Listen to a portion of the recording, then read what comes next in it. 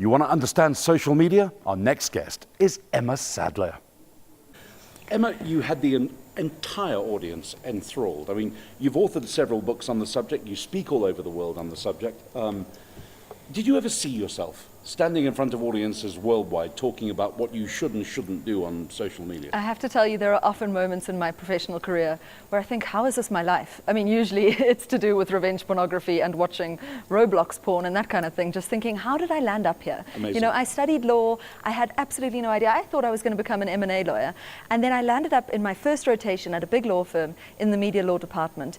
And then just as the world was changing from traditional media to social media, I had a very, very well-timed, almost gap year. I was doing a master's in London, and it was just when everything was changing from mainstream media to social media, and it almost required a year out of practice just to get on top of this very new field. Because as much as the laws are the same, and I was so lucky because it really was right time, right place, it did take a long time to get on top of things like tweeting from courts and social media and children capacity and cyberbullying and defamation online and who's responsible for user-generated content. So I luckily came back and I was just a little bit further ahead than my peers, and it has been an incredible career. You know, I remember when I first went on my own, I was worried it was going to be too niche, but actually it's anything but, because it's everything just on a new platform. You're fairly universal at that level because we're all addicted to social media. When you talk the pitfalls, the rights, the wrongs, the do's and the don'ts, I mean, there are a lot more don'ts than do's, aren't there? Well, I focus on the don'ts. So I think that the do's really speak for themselves when it comes to social media. My premise is we don't have a choice on whether we do it. I think it's a question of how well we do it. And I think we've got to just take a moment to think about how fast the world changed. You know, when I speak at schools, and I speak at schools every day, and I tell the kids that I got my first cell phone when I was 16, they all go, oh, shame. Wow. And I have to say, well, actually, I was the first person at my school to get a phone, and I thought that meant that I was the coolest. I wasn't. I was a nerd. I'm still a nerd. But it was this little green Nokia, and I could phone people, and I could SMS people, and I could play Snake, which I did aggressively. For hours on end. And that was it, and thank goodness that was it, because the phones that we all have now are so damn powerful. You know, it's the internet connection which has turned us all into publishers, which means we all need to know what the publishing laws say. Where does the right to freedom of expression begin and end? The power of the screenshot, the idea that digital content is very dangerous content, that I can send you a private message and the next day find that it's on the front page of the newspaper.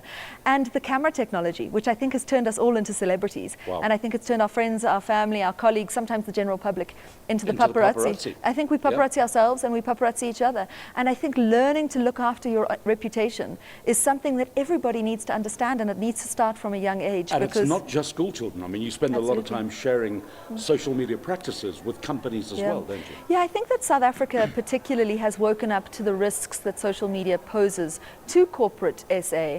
I think that the biggest risk for me is the potential reputational risk posed by just about every single one of the employees within the company. I think LinkedIn has a huge role to play with that. You know, the idea that the first thing I do if I see somebody's got it wrong on social media or in the real world, which is documented on social media, the first thing I'm going to do is find out where does that person work and let's get them fired. And the net effect of that is huge reputational harm for the company. So I think people are starting to work out that prevention is better than cure, and the best way we can prevent your company landing up on the front page of the newspaper because of a social media crisis is education.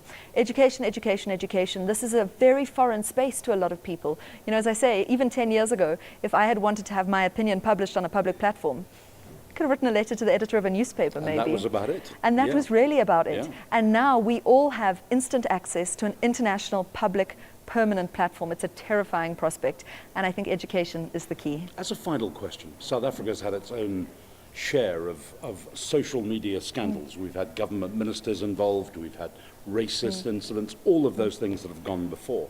Are South Africans worse at practicing the art of social media than any other countries around the world, or are we all equally stupid? I think that the whole world is grappling with the same issues at the same time, and it's quite it's a lucky thing from my point of view, because historically every country deals with things differently, but because social media is so new, the whole world is trying to work out what the rules are at the same time. So it does mean that my practice has become very international. I work a lot on the continent. I work actually all over the world, in America and in the UK.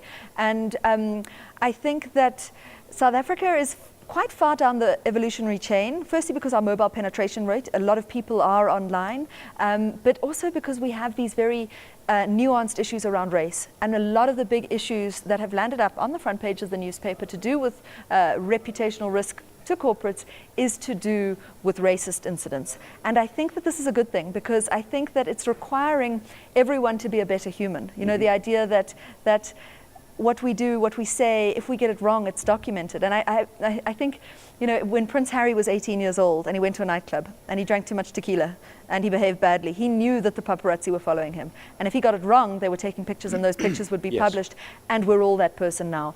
And sometimes it's racism, sometimes it's a vicious road rage attack and somebody beats the hell out of it. The first thing we're going to do is find out, where does that person work?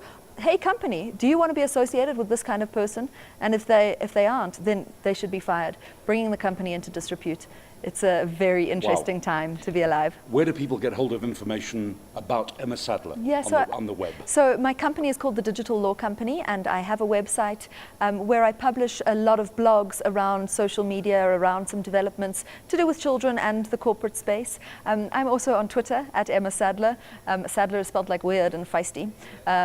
It's an exception to the I before E rule. It on the video for you. And on my Facebook page is the Digital Law Company. Brilliant. And I try and keep updated and I try and update those platforms as frequently as possible, because this is an ever-changing world that I'm operating and I'm sure 600 people in the audience today are going to go, wow, we're onto there immediately, as well as everybody watching this, on social media. But thank you for doing it. Pleasure to have you at the conference. Thank you. Thank you.